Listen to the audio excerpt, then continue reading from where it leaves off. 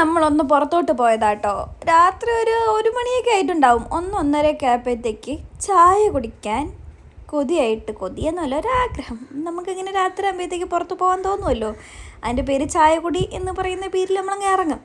അത്രയേ ഉള്ളൂ. നേരെ നമ്മൾ ടീ ബൈറ്റ്സിലാട്ടോ പോയേ.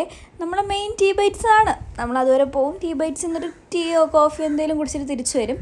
അപ്പോൾ ഇന്ന് നമ്മൾ എന്തെങ്കിലും കടി കഴിക്കാമെന്ന് വിചാരിച്ചിട്ട് ഞാനൊരു ക്രീം ബണ്ണും എടുത്ത് അവനൊരു ഇലയപ്പം എടുത്തിട്ടുണ്ടായിരുന്നു. എന്നിട്ട് നമ്മൾ ചായയും കൊണ്ട് പോയിരുന്നു. ചായയൊക്കെ കുടിച്ചിട്ട് തിരിച്ചു വന്ന് GPay ചെയ്യാൻ നോക്കുന്നു. GPay ചെയ്യാൻ പറ്റുന്നില്ല.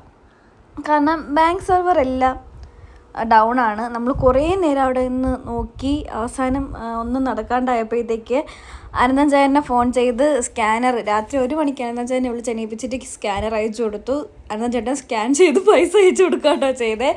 എന്നിട്ട് നമ്മൾ അവിടെ നിന്ന് പതുക്കെ തിരിച്ചു വന്നു കേട്ടോ വീട്ടിലോട്ട്.